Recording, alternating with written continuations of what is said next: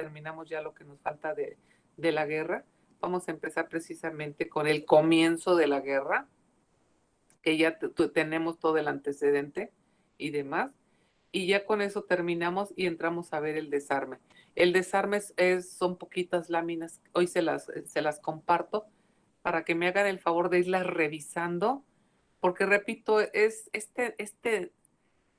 tediosa, porque no la manejamos, no manejamos mucho el desarme, pero me interesa mucho por la cuestión de nuestro país. Nuestro país participó activamente a través del Tratado de Tlatelolco en el desarme para América Latina. Somos, se supone que un área geográfica tendiente a la eliminación de todas las armas, sobre todo las nucleares y las armas bacteriológicas y todas aquellas que causen un grave daño. Sin embargo, tenemos un descontrol con el tráfico de armas, por supuesto, y ustedes lo saben. Entonces vamos a ver qué es la iniciativa Mérida, que también han de haber escuchado de repente por ahí, y este es un tratado bilateral entre México y Estados Unidos. Vamos a ver en qué consiste la iniciativa Mérida. Todo eso. Pero hoy terminamos con la guerra, les comparto. Si hay alguna cuestión, no duden en hacérmela saber. Y vamos con esto, con el derecho de la guerra. Con los muchachos ya terminamos la guerra, pero aquí vamos con este. No, con este no. Bueno, aquí acuérdense, voy a manejar ahorita la declaración de guerra. La declaración de guerra, con este término, declaración de guerra, es con lo que realmente vamos a iniciar nosotros una guerra. Realmente la declaración de guerra es una agresión, pero la vamos a manejar nosotros como elemento importantísimo. Miren, aquí la tienen. ¿Sí la están viendo? Sí, profesora. Ok. Ustedes están en casa, ¿verdad? No están en la escuela. Sí, profesora, estamos en casa. Ok.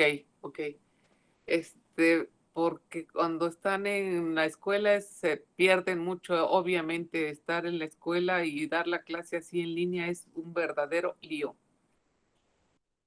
Porque hay muchísimos distractores, hay mucha forma de que no me escuchen, de que la señal se vaya, etcétera, etcétera. Entonces, por eso les comento. Entonces, voy a empezar con la declaración de guerra. Consiste en el acto unilateral por el que un Estado comunica a otro, de modo claro, su intención de comenzar la guerra contra él en un momento futuro y por las razones que se señalan en la misma declaración. Entonces, fíjense lo que hace la declaración de guerra. La declaración de guerra es un documento escrito. Un documento escrito en el que un Estado, como en el caso de Rusia, le declara la guerra a Ucrania y le especifica el por qué. ¿Por qué se hace una declaración de guerra? Porque al estar formando parte de una sociedad internacional, recuerden que el derecho de la guerra está regulado y que quien vigila esa regulación es el Consejo de Seguridad de Naciones Unidas.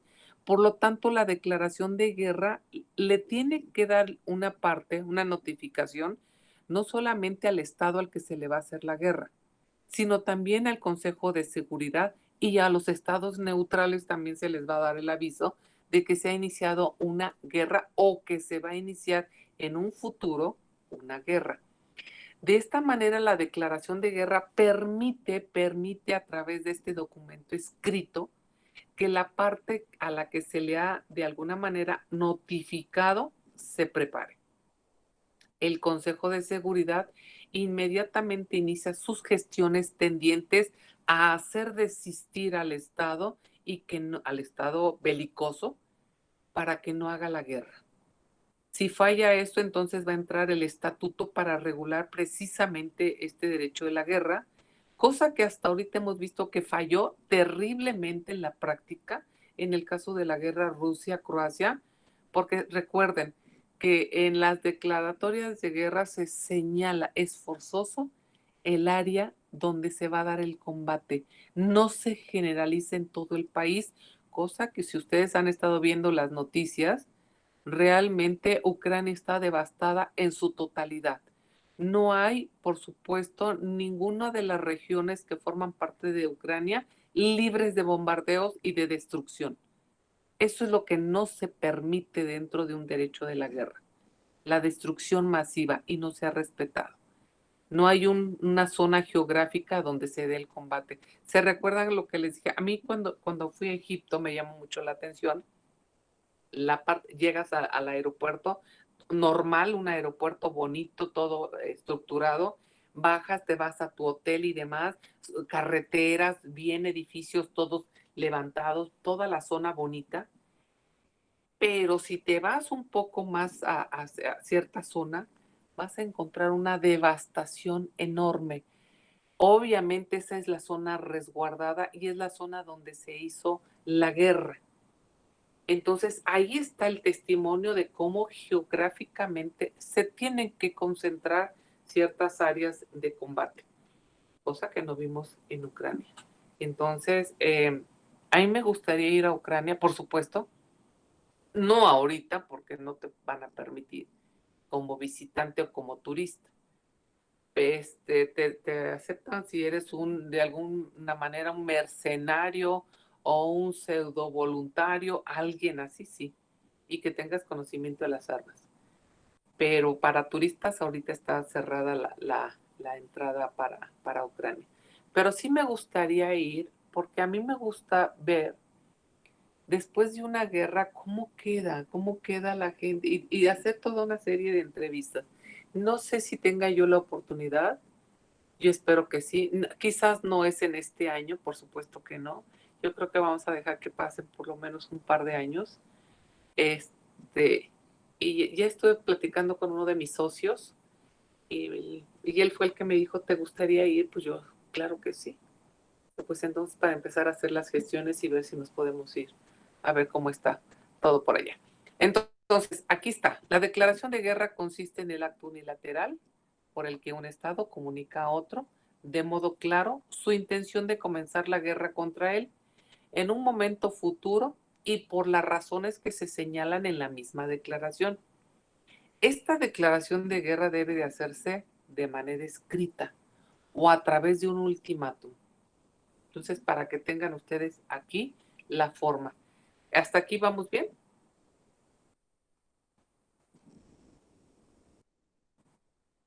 Sí, profesora. Ok, me interesa mucho que esta declaración de guerra se entienda a qué se refiere. Luego, el efecto de la declaración de guerra era el determinar el estado de paz entre los beligerantes, sustituyéndolo por el estado de guerra, con todas las consecuencias que ello lleva consigo. Por supuesto, acuérdense que entra el estatuto de guerra. Como el estado de guerra significa para los estados neutrales una serie de obligaciones, se entiende la necesidad de que tuviera que serles comunicado a ellos también.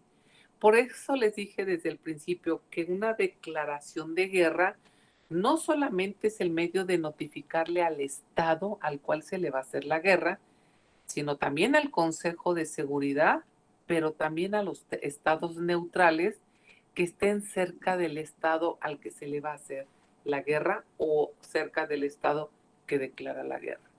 Entonces, porque acuérdense que al ser estados neutrales tienen que tener cierta protección. Entonces se les notifica también a ellos. Estos serían como una especie de efectos de la declaratoria. Luego, hoy en día, se los señalé desde que hablamos de agresión, la declaración de guerra es constitutiva de agresión, ya que excluida la guerra como instrumento en manos del Estado para imponer el derecho, solo se acepta el recurso a la fuerza en el caso de la legítima defensa. Ya lo vimos el día de ayer. Ya vimos que en caso de que un Estado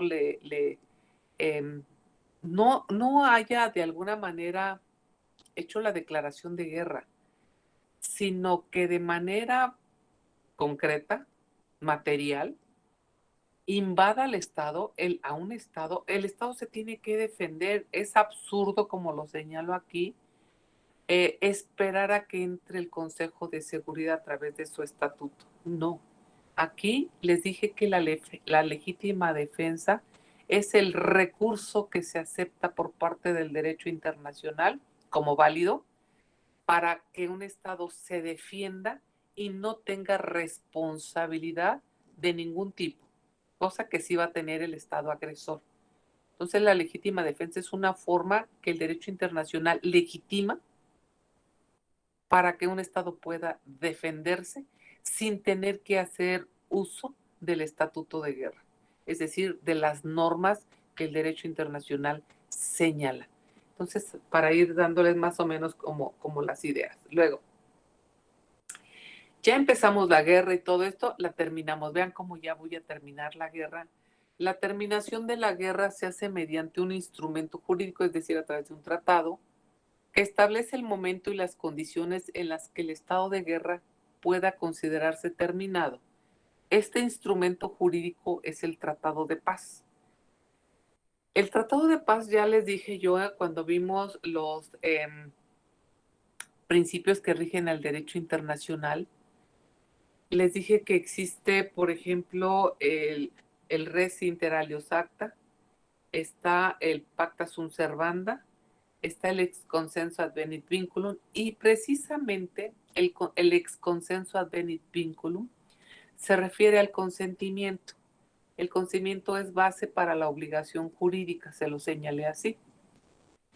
Cuando un Estado que no otorga su consentimiento está obligado a cumplir un tratado, y le señalé que en el caso del Tratado de Paz, es decir, cuando se firma un tratado de paz, generalmente hay un Estado perdedor y el Estado perdedor es obligado a firmar el tratado de paz, quiera y otorgue o no su consentimiento, que de hecho no lo otorga, pero no le queda más que firmarlo por ser el Estado perdedor. Y por supuesto el tratado de paz tiene un carácter vinculatorio, es obligatorio que las partes lo cumplan. Ahora, con esto terminamos la guerra. Si yo les pregunto cómo se termina una guerra, la forma de terminar una guerra es a través de un tratado de paz. Punto. Sin embargo, hay formas provisionales de terminar una guerra. Y voy a hablarles de 3 formas provisionales de terminar una guerra. Miren, la primera es la suspensión de armas.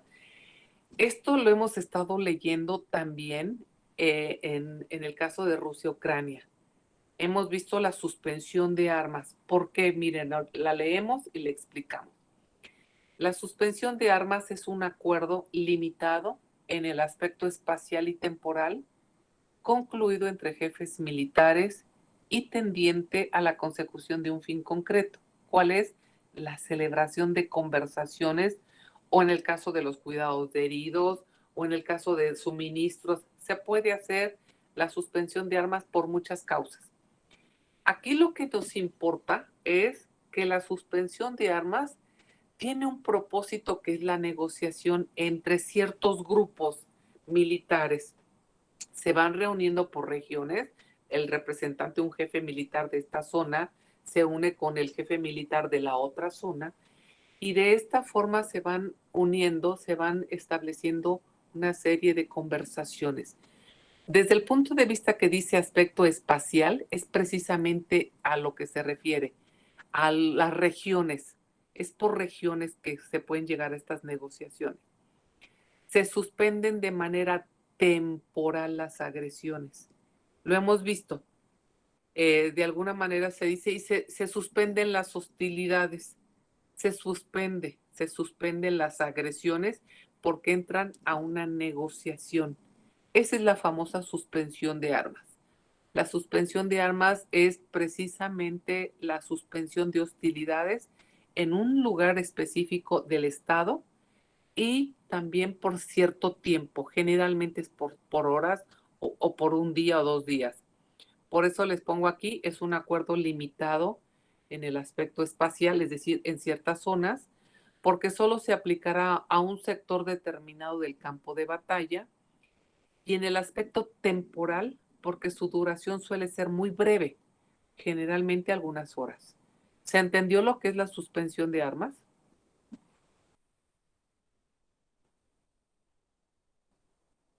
Sí, profesora.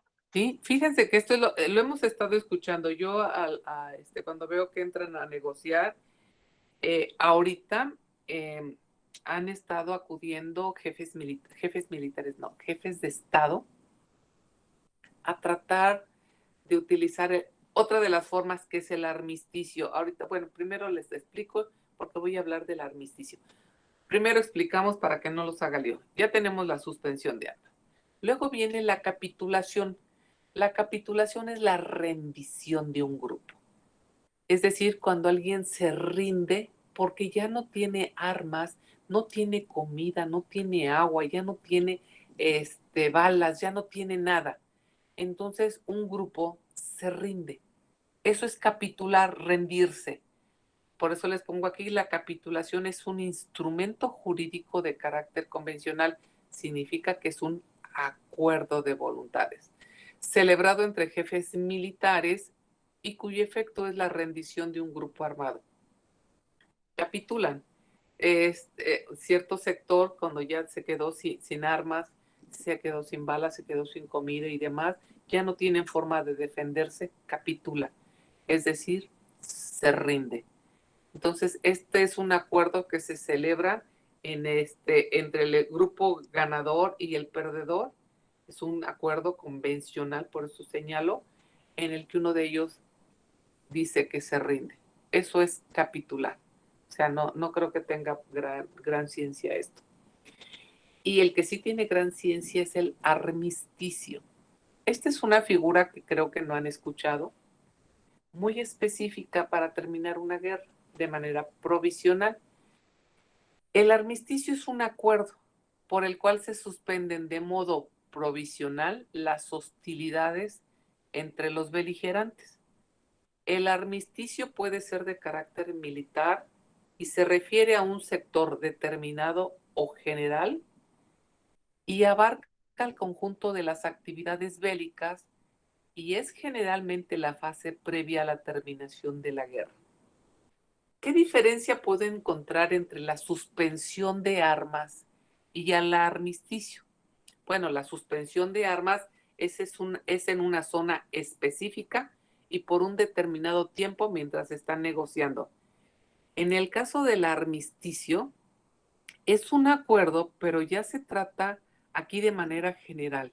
Ya están casi todos los jefes militares reunidos de las distintas regiones, todos los jefes militares, tanto del estado receptivo como del que envió o del invasor, para que se entienda, y están de alguna manera negociando la terminación de la guerra.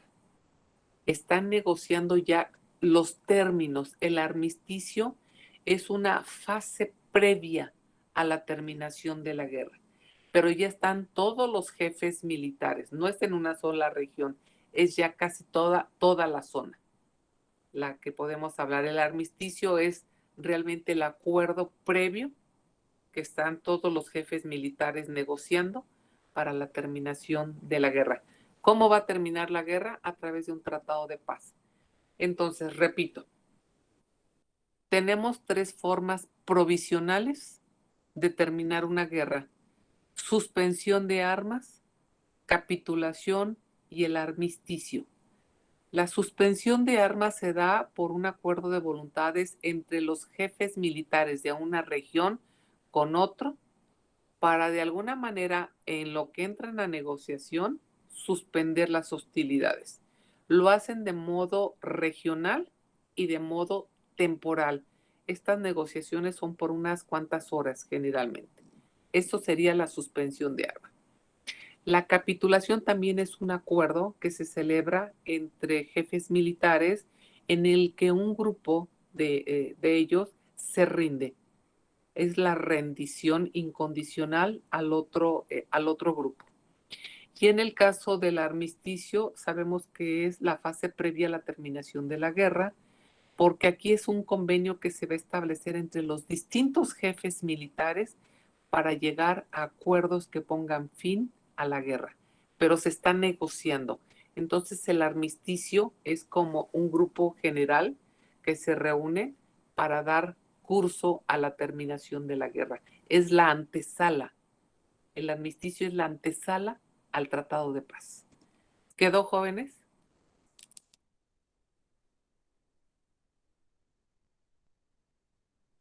¿Sí quedó o Creo no? que sí, profesora. De todas maneras, repásenla, ya tienen este material, repásenla y vean. Y por supuesto, tengo el tratado de paz, que esta es la forma como se termina una guerra. Por eso les pongo que es el acuerdo entre beligerantes tendiente a poner fin definitivamente al estado de guerra existente entre ellos y es de carácter obligatorio. El tratado de paz es obligatorio y termino con esta lámina. ¿Quedó, jóvenes? Sí, maestra. Sí, profesora. Ok, porque ahora quiero de alguna manera compartir esta otra. ¿Sí la ven? La de las armas, no, armas nucleares, no, nada de eso. Sino el desarme. ¿Sí? Sí, profesora, ya se ve. Sí, ya se ve. Pues miren, voy a empezar con este tema. Repito, muchachos, este es un tema dificilón. Dificilón en el sentido de que es tedioso, es seco, árido, porque a nadie le gusta este tema del desarme. A todo mundo le gusta armarse, no desarmarse. A los grupos criminales no les vas a decir lo del desarme, a las potencias que tienen el armamento nuclear más sofisticado, tampoco les gusta este tema. Todo aquello que sea generar armas, almacenarlas, tener lo más sofisticado, eso es lo que les gusta a los estados y a las personas.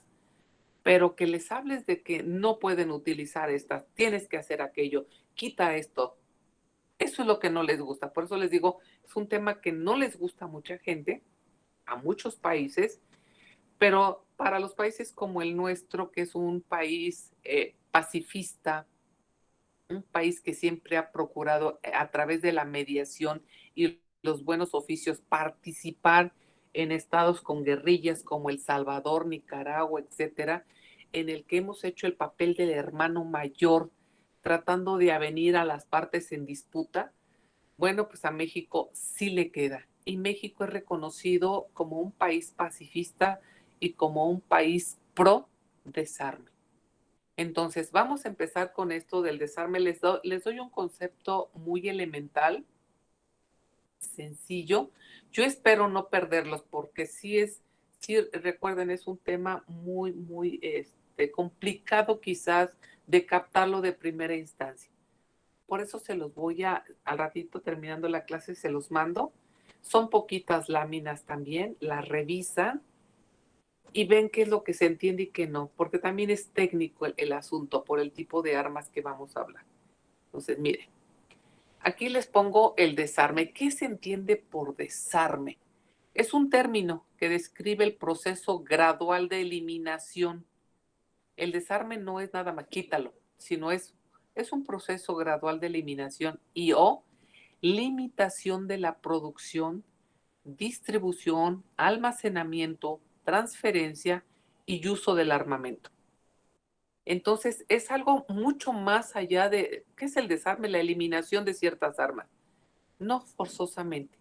Puede ser la limitación de la producción, distribución, almacenamiento, transferencia y uso de armamento.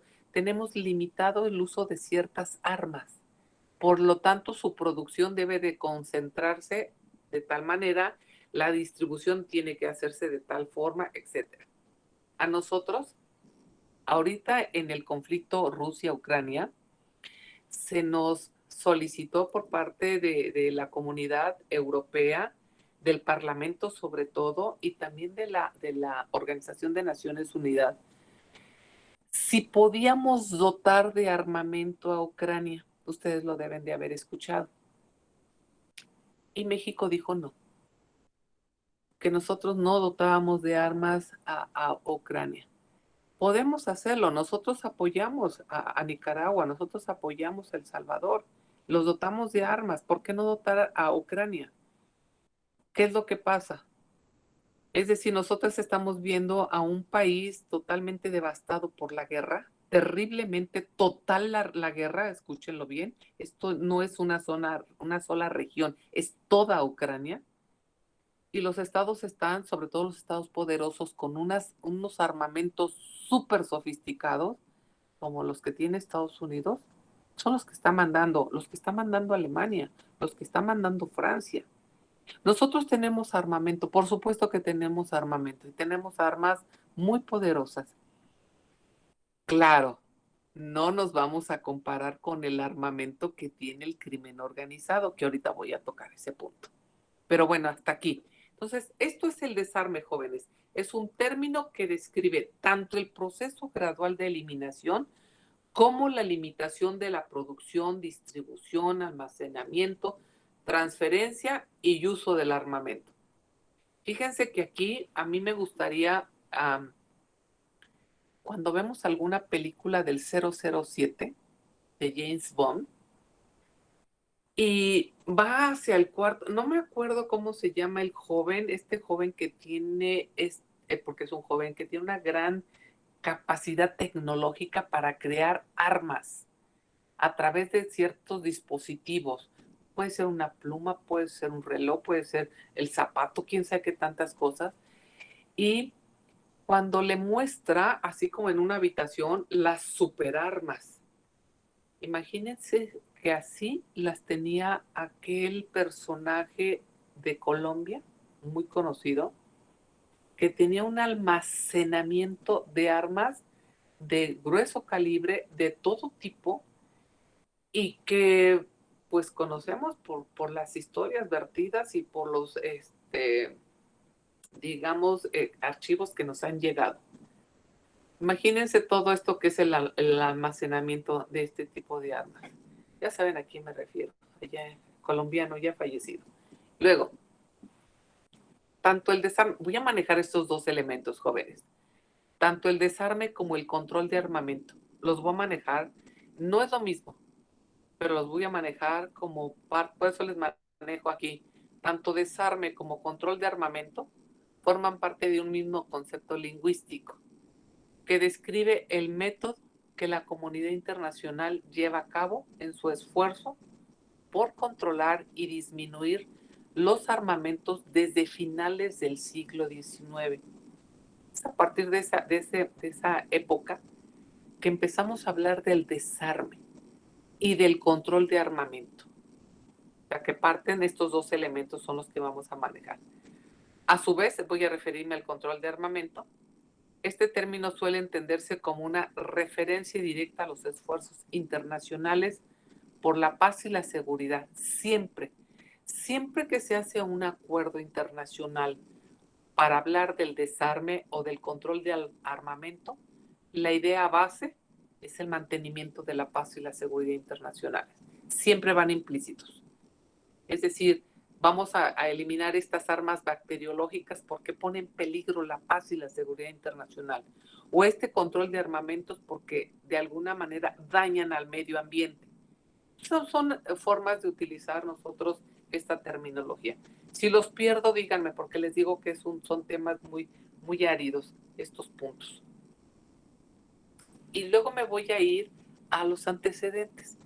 Si ustedes son cuidadosos en el manejo de la historia, cuando hablé precisamente de los antecedentes del derecho de la guerra, de aquellas fuentes del derecho de la guerra, me refería a estas conferencias de La Haya.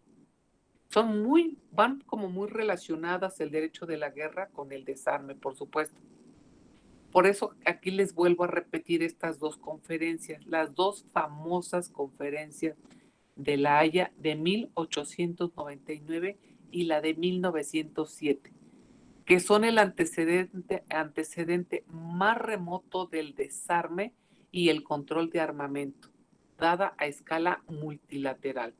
Es decir, estas conferencias de La Haya del 99 y de 1907 lograron reunir a un grupo de estados muy considerable para hablar precisamente de cómo iba a regularse la guerra, cuál sería la forma de regular la guerra, cómo podríamos manejar nosotros el desarme, cómo debería de manejarse el control de armamento, etcétera. Entonces van muy ligados el derecho de la guerra con el desarme. Y aquí viene la famosa iniciativa Mérida, es muy conocida para nosotros en el derecho internacional.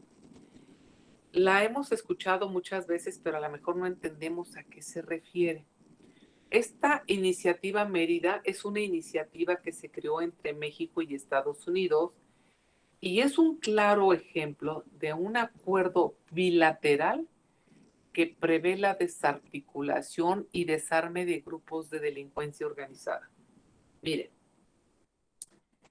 esta iniciativa Mérida parte de un hecho que yo les hablamos cuando uno de los equipos expuso protectorado y cuasi protectorado. Se recordarán que en el protectorado, pues de alguna manera el estado fuerte representa al estado débil para manejarlo hacia el exterior. No tiene nada que ver al interior del estado.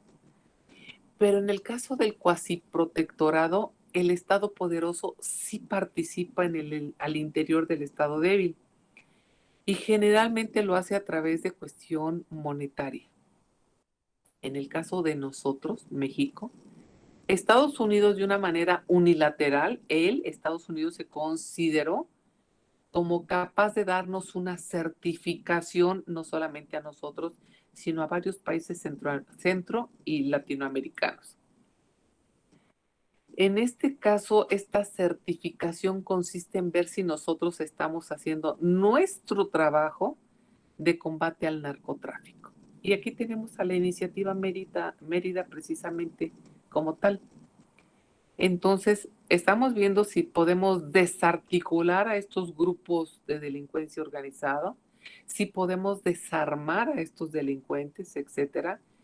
Y si le rendimos un informe a Estados Unidos de que hemos hecho nuestro trabajo, nos pone una palomita y ahí vienen los dineros para nosotros, para este tipo de actividades. Entonces, esta es la famosa iniciativa Mérida. Es un tratado celebrado entre México y Estados Unidos con un propósito: la desarticulación y desarme de grupos de delincuencia organizada, que hasta la fecha no hemos podido combatir. Cada vez están mejor organizados y con mejor armamento, ¿cierto o no?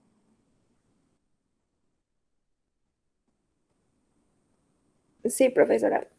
Y vean todo lo que está pasando. Es más, la delincuencia organizada tiene un armamento que no tiene nuestro ejército y que no tienen nuestros policías. Realmente, cuando ves los ataques de los grupos que atacan a nuestros policías o a nuestros soldados, ves las armas que trae el grupo beligerante, este grupo de delincuentes. Son armas potentes, costosísimas además, a diferencia de las que utilizan nuestros militares o nuestros policías. Pues para que vean. Y por supuesto, el desarme hace referencia a los procesos de reducción o eliminación de armamento. El desarme, acuérdense que no solamente es la reducción o eliminación, es realmente un control que debemos de tener de las armas. Es mucho más que eliminar las armas, es mucho más que reducir las armas.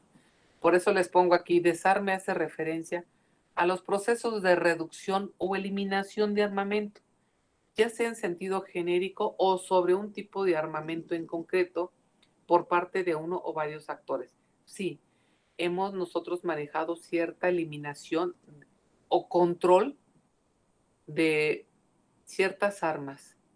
Tenemos por lo menos armas prohibidas desde el derecho de la guerra, como son las armas que tengan balas expansivas, los gases asfixiantes. También tenemos el problema o el control de las armas nucleares, etcétera. Entonces, es a lo que se refiere como antecedentes. Y ya para terminar, les voy a dar los objetos del desarme. El objeto del desarme puede variar enormemente, abarcando desde el desarme general y completo, o la total eliminación de cualquier tipo de armamento. Entonces, para que vean la amplitud. Es decir, dictar hasta medidas precisas que estipulen la reducción de un tipo de arma en concreto, como sería, por supuesto, las armas nucleares y las armas bacteriológicas. Esta es la reducción de un tipo de armas en concreto para ciertos grupos rebeldes que no deben de utilizarlas. Entonces es como un señalamiento. Este es un objeto que persigue el desarme. Aquí, si se trata de una región o estado específico, como las denominadas zonas libres de armas nucleares, México es una zona libre de armas nucleares. Entonces, aquí tenemos nosotros una regulación específica para aquellos estados que son libres de armas nucleares. Por eso les pongo en una zona, región o estado específico, como las denominadas zonas libres de armas nucleares, e incluso por un periodo de tiempo limitado, como son las moratorias a la importación de armas pequeñas y ligeras. Es decir, hay un control, hay etapas, hay como una prohibición para la utilización de ciertas armas en determinado tiempo. Entonces es a lo que se refiere. Sin embargo, el término desarme también puede hacer referencia a la reducción de la capacidad militar, ofensiva o defensiva de las Fuerzas Armadas, y no solo a la reducción o eliminación de su armamento. Entonces el desarme es mucho más amplio, si se dan cuenta, no solamente hablar de la reducción o eliminación de armamento, sino también de la capacidad militar ofensiva o defensiva, que esta puede estar reducida. Entonces, repito, el término desarme también puede hacer referencia a la reducción de la capacidad militar ofensiva o defensiva de las Fuerzas Armadas, y no solo a la reducción o eliminación de su armamento. Es mucho más el término desarme que pudiéramos hablar nosotros de reducir o eliminar unas ciertas armas. No, hablamos también de la capacidad militar que puede tener. Y yo creo que este tema de las armas nucleares es un tema que debe de ser manejado cuidadosamente. Ustedes recordarán, desde las primeras bombas que se dejaron caer en Japón, con lo que se hizo una devastación espantosísima, como una respuesta por el ataque de Japón a Estados Unidos. La respuesta de Estados Unidos fue brutal a través de armas nucleares. Y esto lo único que propicia es que muchos niños hayan nacido sin cerebro, muchas mutaciones, la aridez del terreno, 50 cosas que se provocan con las armas nucleares. Realmente son armas que deben de estar prohibidas. Pero bueno, vean aquí, estoy hablando de armas, jóvenes, porque voy a hablar de la energía nuclear. Y la energía nuclear sí la vamos a utilizar para bienestar del país, para bienestar de los ciudadanos. Pero si se trata del término arma, es otra cosa. Entonces voy a dejar iniciado con esta lámina, porque hasta aquí les dejé a mi otro grupo. Dice, los mayores esfuerzos aparentes en el campo del desarme se han desarrollado en relación a las armas nucleares, con la intención principal de conseguir frenar la carrera armamentística. Esto sobre todo en el ámbito nuclear, y el objetivo a largo plazo de la eliminación total de las armas nucleares, ya que la mera existencia de estas armas está reconocida como una de las mayores amenazas para la supervivencia de la humanidad. Y es cierto, jóvenes, no sé si ustedes vieron la película de Terminator, esta película en la que se ve cómo se imaginan ellos con estas armas nucleares, la destrucción del mundo. Se ve, esas películas, las cito porque yo siempre que veo algo, me recuerdo de algún aspecto de mi materia y digo, santo Dios, esto es un holocausto. esto es la utilización de armas nucleares. Por eso, ¿por qué están de alguna manera proscritas las armas nucleares? Porque son reconocidas como una de las mayores amenazas para la supervivencia de la humanidad. Entonces, por eso digo, los mayores esfuerzos aparentes en el campo del desarme se han desarrollado en relación a las armas nucleares porque no las hemos eliminado. Ahí están las armas nucleares por parte de las potencias.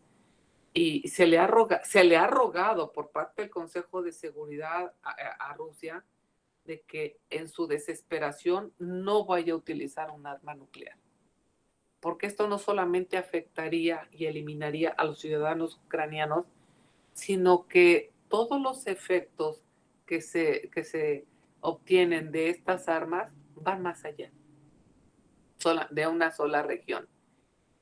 A propósito, déjenme hacerles un comentario. Ha habido esfuerzos encaminados por parte de Estados Unidos, por parte de Alemania, de Francia, por parte de la ONU, etcétera, incluso de la OTAN, de establecer una serie de negociaciones con el presidente ruso con el objetivo de que éste desista, de que renuncie ya a esta masacre que está realizando en Ucrania. Esto viene a colación por lo siguiente. En el mundo en el que yo me muevo, el rumor es fuerte. Putin está enfermo, muy gravemente enfermo. Lo vimos, me pasaron un documental en el que está reunido con unos generales, quise decir ejército, pero no, está reunido con un grupo de generales de su país y en cierto momento que tiene enfocada la figura, precisamente la cámara hacia la figura del presidente, se ve que en cierto momento él voy a decir el término, se agarra, pero se asiste o se sostiene prácticamente con los nudillos blancos de la fuerza que hace para asirse en la mesa donde está sentado, el escritorio donde está sentado. Y el rictus de dolor no lo pudo disimular. Significa que tiene algo el presidente ruso.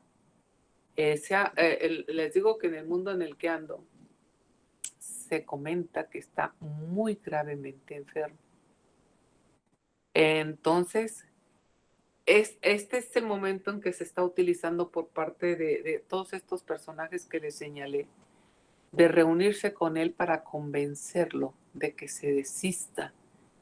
Ya destruyó Ucrania, ya la destruyó.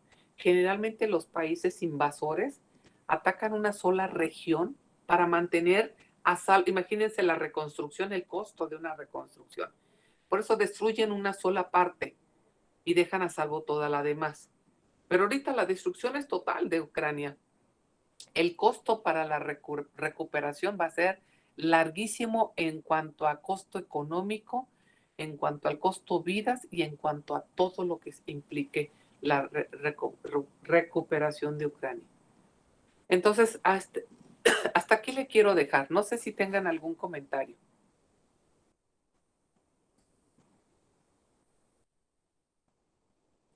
Por mi parte no, profesora, gracias. ¿Nada? ¿Todo bien? Sí, profesora, todo claro. Ok, pues miren, hasta aquí le pienso dejar. Mañana terminaré con estas láminas. Hoy se las envío. Háganme un favor. Y si hay algo que no se entienda, porque repito, es un tema que no lo manejamos, es un tema que no a todos les agrada, sobre todo los de la delincuencia organizada y aquellos países que la utilizan, no les gusta mucho. Y a nosotros nos llega de un modo indirecto porque no somos un país bélico. Entonces, no obstante ello, tenemos un tratado muy importante que es el Tratado de Tlatelolco, que es un tratado de desarme. y ese es el que vamos a citar el día de mañana. Pero me gustaría que lo revisaran, lean, si quieren irse al tratado intrínseco, es decir, revisarlo, adelante. Pueden hacerlo y lo platicaremos si es de su interés. Jóvenes, mil gracias por estar aquí conmigo. Agradezco infinitamente la asistencia y los veo el día de mañana. Cuídense mucho. Que tengan un excelente día entonces. Bye bye. Hasta mañana, profesora. Hasta Cuídese. mañana. Gracias. Hasta mañana. Gracias, hasta mañana. Gracias a todas y a todos. Cuídense mucho.